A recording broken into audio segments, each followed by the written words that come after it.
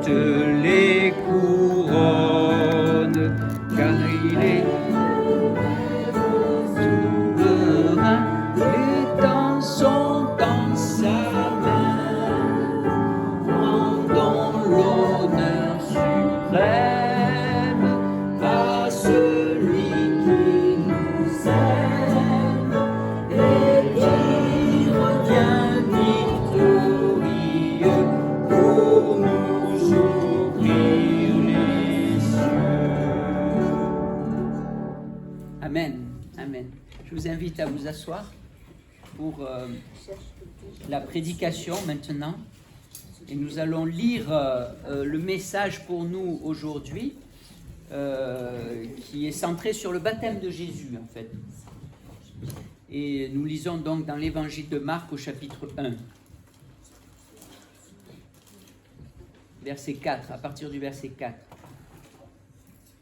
Jean parut alors dans le désert. Il baptisait et proclamait: changez de vie, faites-vous baptiser et Dieu pardonnera vos péchés. Tous les habitants de la région de la Judée et de Jérusalem venaient à sa rencontre.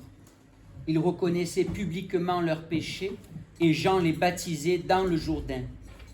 Jean portait un vêtement en poil de chameau et une ceinture de cuir autour de la taille.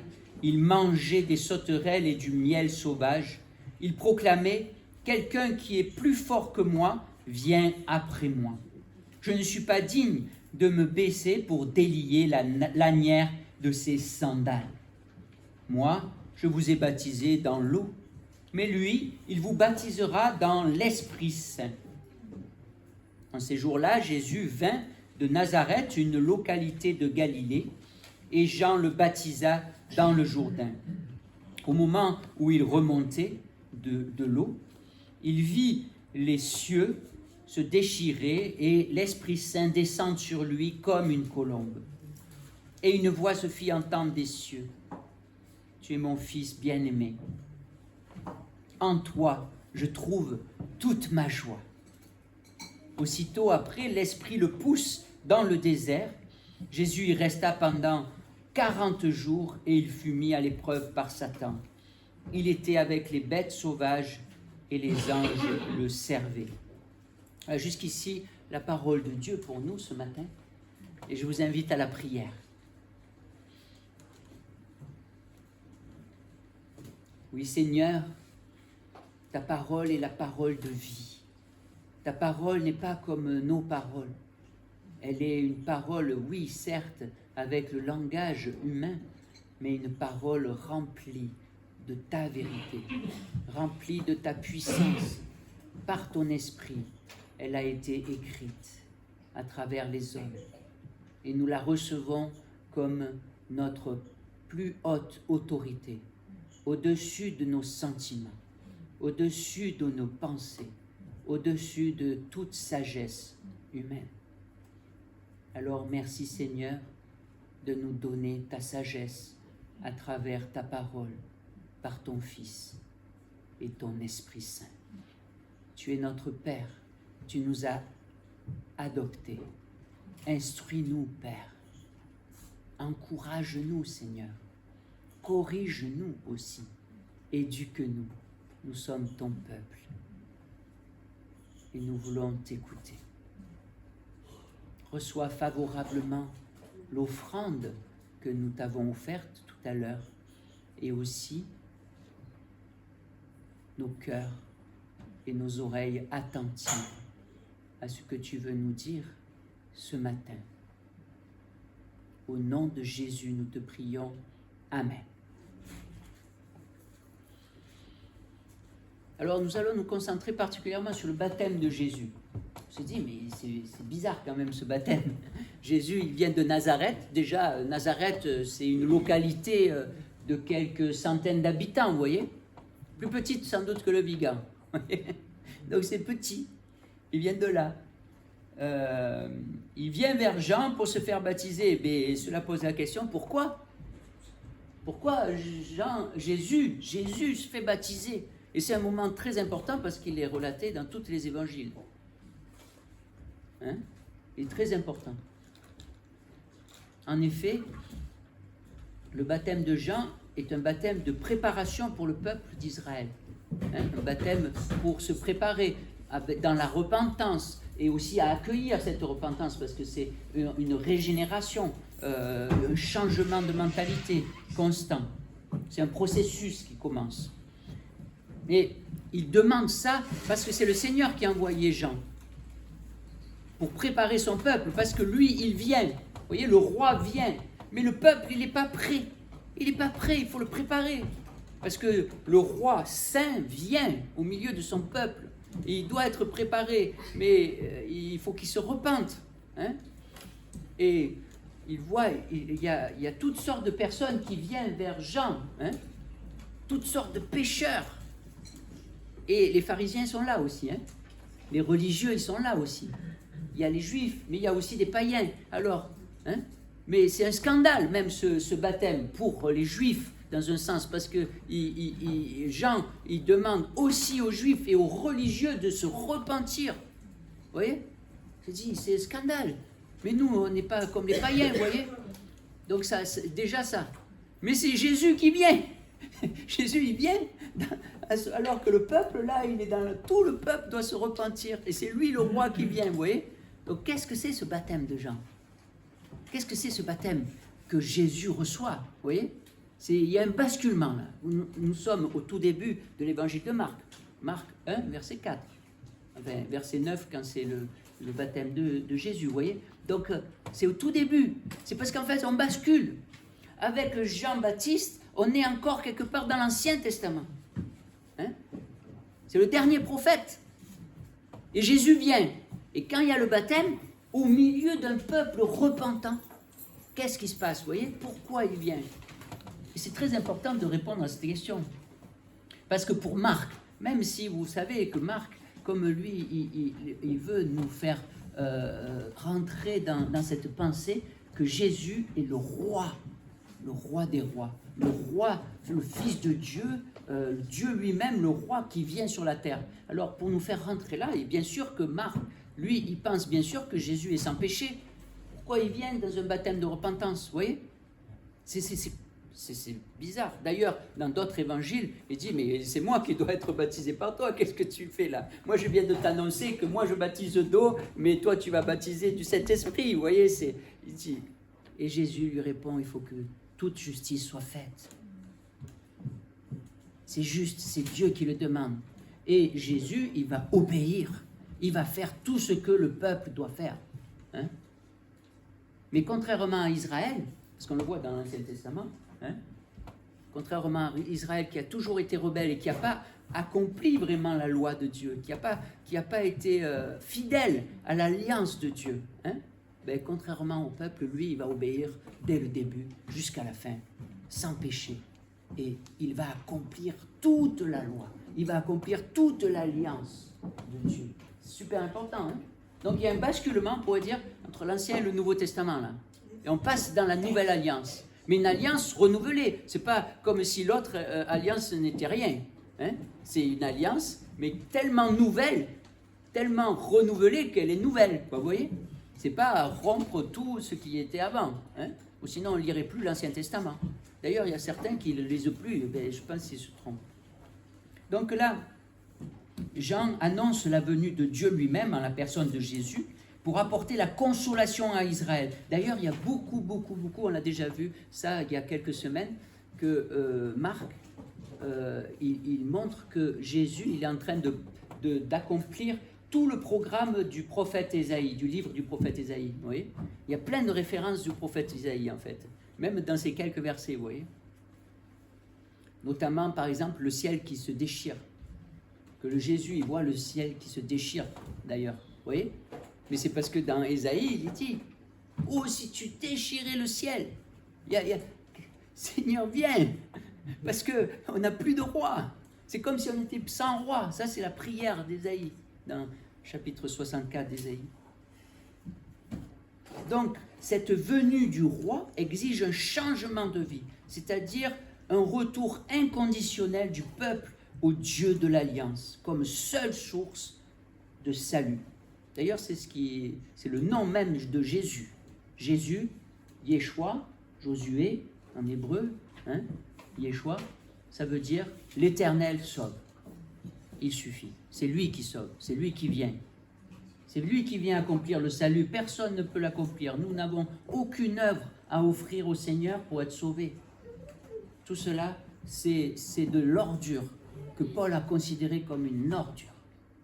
Alors qu'il était pharisien, il était persécuteur de l'Église, parce qu'il disait, c'est pas possible ça. Et il a rencontré Jésus glorifié. Je suis Jésus que tu persécutes, parce qu'il a été crucifié, mais il est ressuscité.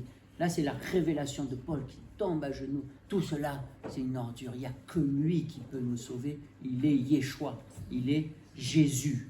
Vous voyez? C'est la seule source de salut. Christ suffit. Et alors, le peuple de Dieu doit se purifier. Hein? Même le peuple d'Israël, comme les autres, reconnaître ses péchés, changer de vie. Mais Jésus est sans péché. Alors, à cette question, pourquoi Jésus est baptisé par Jean? Nous répondons, nous sommes plusieurs, mais je pense que c'est juste, c'est très juste, c'est que Jésus est solidaire aussi de son peuple. Vous voyez? Et ça, c'est très important, parce qu'il est le chef de son peuple, il est solidaire de son peuple, il est le représentant de son peuple. Un chef, dans l'alliance de la Bible, il représente son peuple. Et donc, il assume les fautes de son peuple aussi, un chef. Il assume, un chef de famille, par exemple, il doit assumer les fautes qui sont dans sa maison. Il doit assumer, si un fils, il a fait n'importe quoi, il doit assumer pour lui. Vous voyez, c'est la représentation. C'est très important dans l'alliance. Hein? Mais là, Jésus, il fait ça. Il représente son peuple qui a péché et qui vient pour recevoir le pardon des péchés. Mais comment il va pouvoir recevoir le pardon des péchés si personne ne peut apporter un sacrifice digne de cela pour le pardon des péchés? Il n'y a qu'un agneau sans tache, sans péché, hein, qui le peut. Et lui, il le peut. Et donc, il assume. Vous voyez? Quelle humilité, vous voyez? Moi, ça me touche beaucoup. Parce que je me dis, si lui, Jésus, il est allé jusque-là, moi, qui je suis pour ne pas me repentir? Qui je suis pour m'enorgueillir, me dire, mais moi, tout va bien? Qui je suis pour me dire, oui, moi, je suis prêt, alors que je ne suis pas préparé pour le retour du roi, parce qu'il revient bientôt. Préparons-nous. Nous, le peuple de Dieu, on doit se préparer aussi. Parce que quand il va revenir, hein, le ciel qui est déjà déchiré, il va vraiment s'ouvrir et on va voir le roi des rois. Tout le monde va le voir. Et là, ça y est, le roi vient et c'est sur la terre, tout est rétabli. Vous voyez? Donc c'est important, ce baptême. Hein? Donc Jésus, il commence maintenant, là, dans son baptême, le processus d'accomplissement de l'alliance de Dieu en Christ. Celui qui est loin de l'Esprit. D'ailleurs, c'est ça qui bascule aussi. Vous voyez? Il y a l'onction de Jésus dans ce baptême. Donc le baptême n'est plus le baptême de Jean pour nous, c'est le baptême où on reçoit l'onction de l'Esprit, parce que c'est Jésus qui nous envoie son Esprit. Lui, il a reçu pour nous le donner. Vous voyez?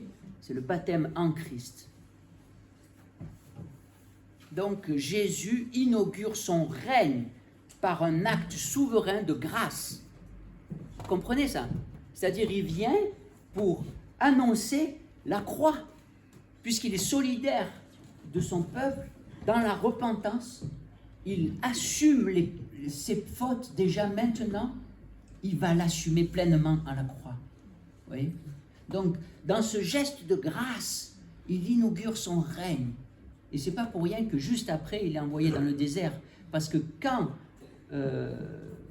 il fait ce geste de grâce, il s'équipe de ce règne de grâce, parce qu'il est le roi de la grâce, il s'équipe du règne de grâce, comme nous devons le faire aussi, parce que quand nous pardonnons et quand nous recevons cette grâce, et que on s'équipe pour les tentations. On s'équipe pour les tentations. Parce que c'est la grâce de Dieu qui nous équipe pour toute tentation. Et si nous ne pardonnons pas à nos frères, si nous ne sommes pas dans la repentance et nous ne recevons pas la grâce et nous ne la donnons pas comme nous l'avons chanté, et que ce pardon que tu nous donnes, enseigne-nous à le donner. Si nous ne sommes pas comme cela, nous sommes mal équipés pour affronter dans le désert les tentations. Vous voyez? Le Seigneur nous équipe, il forme son peuple là, son nouveau peuple, dans le désert. C'est le nouvel Israël. Il va traverser, et lui, pendant 40 jours, vous voyez, comme le peuple d'Israël, il a erré pendant 40 ans dans le désert. Vous voyez? Ça nous enseigne cela. Il forme son peuple, là, maintenant, le Seigneur, par son acte de grâce. Il inaugure son règne. Et maintenant, ça c'est la première partie. Pourquoi Jésus vient se faire baptiser? La deuxième partie, c'est que voilà, il y a le ciel qui s'ouvre, il y a une colombe, il voit le ciel s'ouvrir, il a une vision, Jésus, quand il sort de l'eau, il voit le ciel s'ouvrir et une colombe venir. Vous voyez? Jésus vient se faire baptiser, son baptême annonce la croix, et ainsi, Jésus sort de l'eau et qu'il voit le ciel se déchirer, c'est le Seigneur qui est en train d'introniser son roi devant tout le monde, devant le peuple repentant. Vous voyez? Le peuple est rassemblé là et il y a une sorte d'intronisation. Voilà, c'est le roi, il met la couronne. On a chanté à lui toutes les couronnes, mais c'est l'agneau de Dieu qui a tu vois, c'est celui qui, Jean, il a dit ça. Il est l'agneau de Dieu. Qui enlève le péché du monde. Et ce verbe-là, qui est marqué là, il voit le ciel se déchirer, c'est le même verbe dans l'évangile de Marc au chapitre 15, quand le rideau se déchire, et déchiré du haut en bas, c'est-à-dire c'est Dieu qui déchire le rideau qui séparait le lieu saint du lieu très saint. C'est un acte qui dit, voilà, il inaugure le règne de Dieu qui ouvre le ciel. Parce que le ciel est plombé sans Christ. Le ciel était fermé, c'est comme si nous étions renfermés en nous-mêmes dans notre monde parce que nous avions tourné le dos à Dieu et que nous voulions fonctionner comme dans un monde clos. Et lui, il ouvre, il déchire ce monde que nous avons voulu créer et qui est dans une loi de la jungle, quelque part. La loi de moi le roi. C'est moi le roi. Non, c'est le Christ qui est le roi. Voilà, je lis dans Marc chapitre 15. Lorsque le rideau du temple est déchiré après la mort de Jésus, Jésus poussa un grand cri et mourut. Le rideau suspendu dans le sanctuaire se déchira en deux depuis le haut jusqu'en bas. Le centurion, un Romain, un païen, le centurion qui se tenait en face de Jésus, vit comment il était mort et dit, cet homme était vraiment le Fils de Dieu. Donc, au début, comme à la fin de l'évangile de Marc, ce déchirement, pour ouvrir la relation au Père, à Dieu le Père, est accompagné d'une révélation de l'identité de Jésus. Parce que c'est Jésus, là, au moment du baptême, là, Jésus, c'est Dieu le Père qui révèle qui il est. Il est mon Fils bien-aimé. Et à la fin de l'évangile de Marc, ça c'est un centurion qui reconnaît que c'est le Fils de Dieu. Vous voyez, il y a une révélation. Jésus est le Fils de Dieu qui vient percer le ciel pour régner sur la terre en restaurant le chemin qui mène au Père. Donc Dieu le Père lui témoigne son soutien en lui envoyant l'Esprit Saint et en témoignant devant le peuple que Jésus est son Fils bien-aimé. Il accomplit toute sa joie. Alors ça devrait nous réjouir parce que ce baptême de Jésus qui fait basculer l'alliance, vraiment dans l'ouverture du ciel et le règne de la grâce de Dieu vraiment prend son ampleur et sa concrétisation vraiment de l'alliance de grâce, là maintenant, et bien ça, c'est aussi notre baptême. Là, ça devient notre baptême aussi. Et notre baptême, c'est la promesse de Dieu. Parce que dans un baptême, c'est un acte d'alliance. C'est une alliance, d'accord? Donc, dans ce baptême, il y a la promesse de l'Esprit Saint. Il y a la promesse de l'Esprit Saint. Et donc, avec ce baptême de l'Esprit Saint, il y a aussi, en toi, tu es mon enfant, et je trouve ma joie en toi, parce que je te donne mon esprit pour que tu obéisses à moi, ton Père. Et je vais trouver ma joie parce que tu es mon enfant. Vous voyez? Ça, c'est notre baptême. Alors, on peut se souvenir de notre baptême et dire, mais le Seigneur m'a promis son esprit, et donc j'ai son esprit. Je ne peux pas ne pas l'avoir. Recevons-le, hein, jour après jour, et vivons par son esprit chaque jour. Alors le Père parle au Fils qui reçoit l'Esprit. Il ne s'agit pas évidemment de dire que Jésus n'avait pas reçu l'Esprit avant. Hein? C'est pas ça. Hein? C'est juste que ça montre qu'il a le signe de l'Esprit qui était déjà là en fait. Hein? Pour Jésus en tout cas. Il avait aussi sûrement fait l'expérience de cette vie de l'Esprit dès le début, dès son jeune âge. Hein, Jésus. C'est comme Jean-Baptiste, hein, alors qu'il était dans le ventre de sa mère, et il y avait déjà la vie de l'Esprit. Vous voyez, ça n'empêche pas. Hein. Donc c'est important ça aussi de se rappeler de cela, parce que sinon on se dit, là c'est maintenant qu'il a l'Esprit. Non, avant il avait aussi. Hein. Mais là, il est intronisé, et ça y est, son ministère sur la terre, au niveau public, commence. D'accord? Pour son peuple. Il forme un nouveau peuple. Donc la voix de Dieu et l'onction de l'Esprit constituent une confirmation de son appel et de sa mission divine devant le peuple rassemblé autour de Jean. Le peuple préparé par Jean. Et celui qui reconnaît en Jésus le Fils de Dieu sera sauvé. Qu'il soit juif ou non juif, soldat romain ou pharisien. Ça c'est fou, hein. Je dis, le soldat romain, il ne comprend pas grand-chose, hein. Mais il voit le Fils de Dieu qui est crucifié, et comment il est mort, pas ressuscité encore. Hein. Comment il est mort? Il dit, c'est le Fils de Dieu. Hein? Ouais. Il n'a pas vu parce que là, lui, il était au mont Golgotha, le soldat romain, quand il a vu Jésus crucifié. Et comment il est mort? Il n'a pas vu non plus le rideau du temple déchiré. Hein? Puisque le temple était à Jérusalem, il était un peu éloigné. Donc, il a vu simplement le Fils de Dieu crucifié, mort comme cela. Il a vu un roi crucifié. Il a dit, c'est lui, c'est le Fils de Dieu. Vous voyez? Et avec ça, il est sauvé en fait. Hein? Lors de son baptême, Jésus donc reçoit l'onction du Saint-Esprit.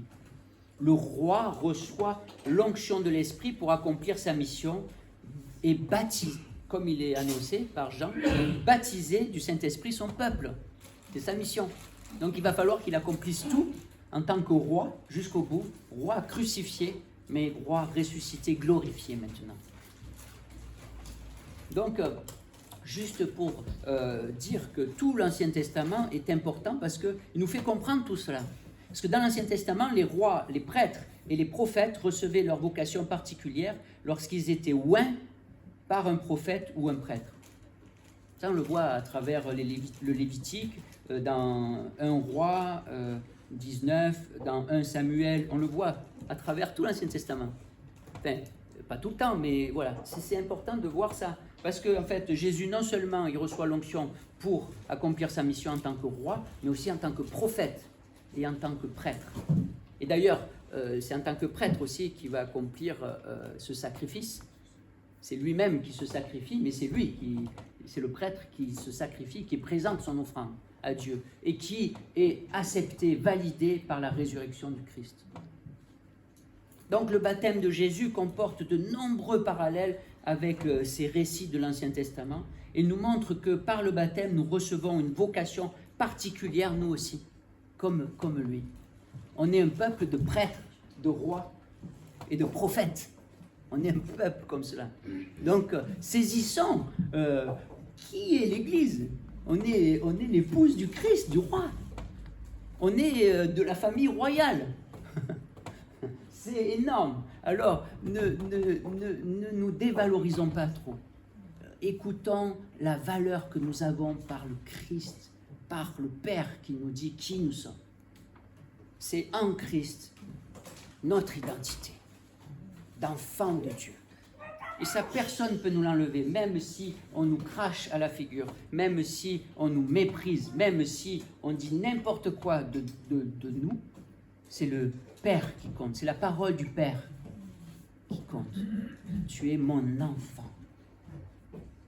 Et je trouve ma joie en toi. Je t'ai donné l'Esprit Saint. Je l'ai promis, je l'ai fait, parce que Christ, glorifié, envoie son Esprit maintenant.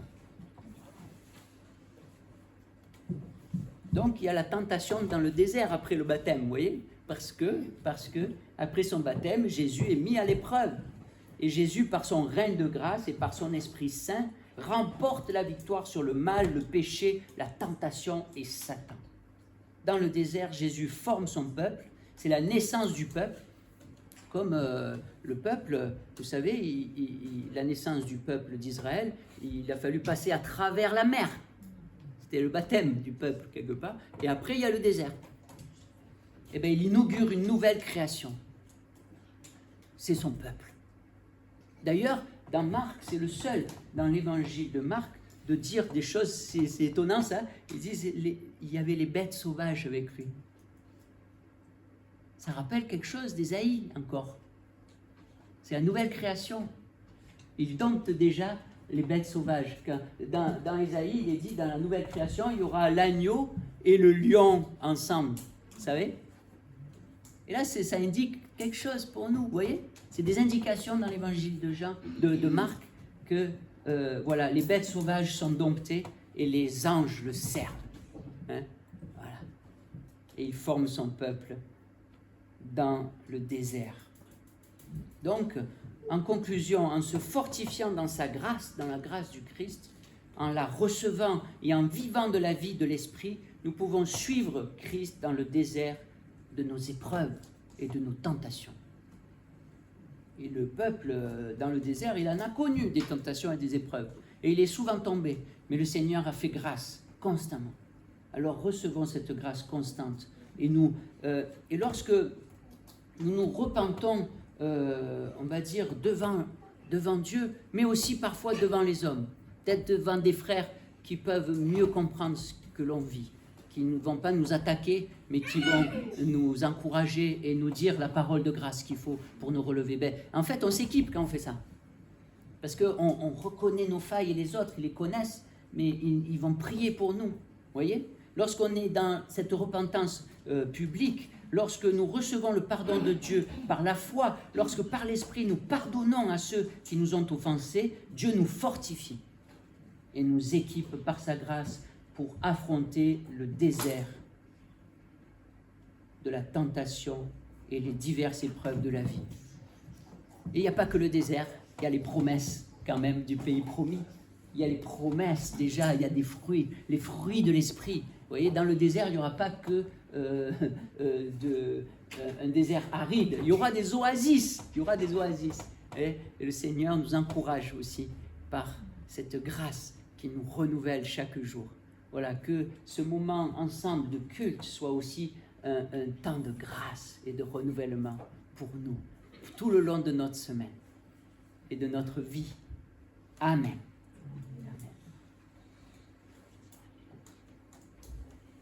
Alors, je vous invite à chanter un chant qui est nouveau pour nous.